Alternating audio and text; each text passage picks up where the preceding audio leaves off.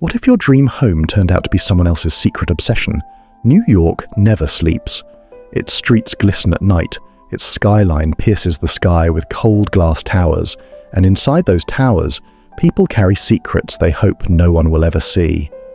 One of those secrets begins with a woman.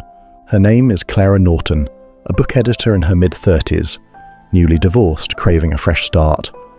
When she first arrives at her new home, a sleek and narrow Sliver building called 113, she feels both intimidated and thrilled. The building feels alive, humming with the lives of strangers stacked above and below her. The concierge hands her the keys. Clara steps inside her new apartment, its balcony stretching into the skyline. The air smells faintly of someone else's perfume, as though the previous tenant left part of herself behind. Clara doesn't know it yet, but everyone in 113 sees her as a mirror image of the woman who lived there before, Naomi Sinclair, who fell to her death from that very balcony. The whispers start almost immediately. She meets the residents, Ethan Vale, a successful video game designer with a dark charm and the kind of smile that lingers too long. Julian Cross, a novelist with restless eyes and a voice that carries warning more than conversation. Vida Monroe, a fashion model by day and something else by night.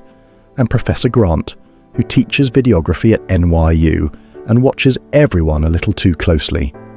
Over drinks, Vida leans in with a sly smirk.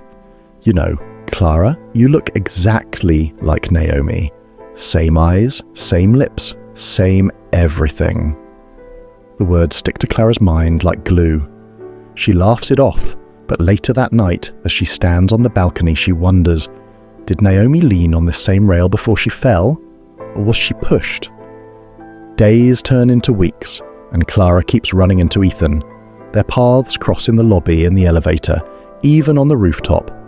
At first, it feels like coincidence. Eventually, it feels like fate.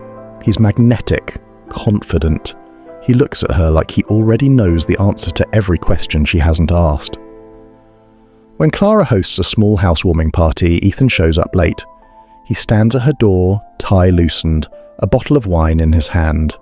Their eyes lock, and for the first time since her divorce, she feels her pulse quicken. That night is the beginning. Their attraction grows, physical and consuming. The city outside their windows blurs as they fall into each other's arms. Clara tells herself she deserves this. She deserves desire after years of emptiness. Still, there's a flicker of unease. Ethan never talks about himself. Not really. His past hangs in the air like smoke. Then there's Julian. He begins circling her life, too close, too insistent. One evening, he corners her in the stairwell. His voice trembles, half desperate, half warning. Stay away from Ethan. He's not what you think. He's dangerous. Clara pulls back, unsettled. Julian looks ragged, almost broken, and yet something in his eyes feels truthful. He mentions Ethan's mother, Thea Manning, a soap opera actress long gone, who, like Naomi, looks hauntingly like Clara.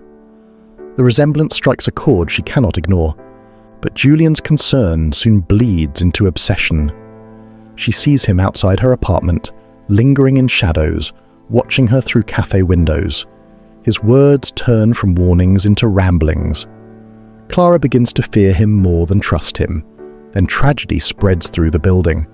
Professor Grant is found dead in the shower, water running cold over his lifeless body. Officially, it is an accident, but no one in 113 believes accidents exist in a place like this. Not long after, Vida's body is discovered in the stairwell. Her beauty silenced. Clara is the one who stumbles onto the scene, and there, crouched over Vida's body, is Julian. His hands tremble, his face stricken. The police drag him away, suspicion circling his every move. Clara's stomach knots.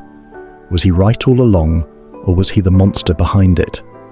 The truth begins to unravel the night Ethan brings Clara deeper into his world. He confesses something that makes her blood run cold. I own this building. Clara stares at him, disbelief etched across her face. With my father's money, he continues, I bought 113. Every floor, every wall. I've been watching it for years.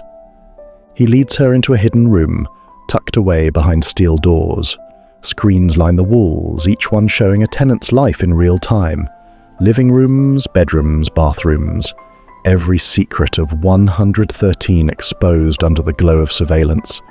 Clara's breath catches. Her chest tightens as she watches herself on one of the screens, standing in her apartment, unaware she was never alone. "You spied on me," she whispers. Ethan doesn't deny it. He speaks with a calm certainty that only frightens her more. "I wanted to know you, the real you, not the mask you show the world." Clara's mind spins. Every kiss, every touch, every intimate moment, they weren't hers alone. He had been watching long before he touched her. And then comes the final revelation. Through the endless recordings, Clara finds the truth. Naomi did not fall. She was pushed. By Julian. The images play out on the screen. Julian, burning with jealousy, his voice breaking as he accuses Naomi of being with Ethan, of betraying him. His rage explodes, and in one violent shove she is gone. The truth should bring relief.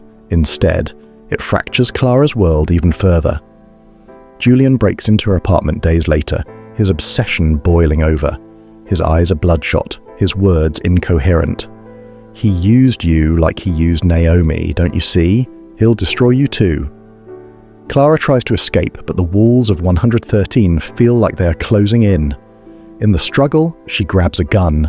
The shot cracks through the apartment. Julian collapses. Silence. Her hands tremble as the gun falls to the floor.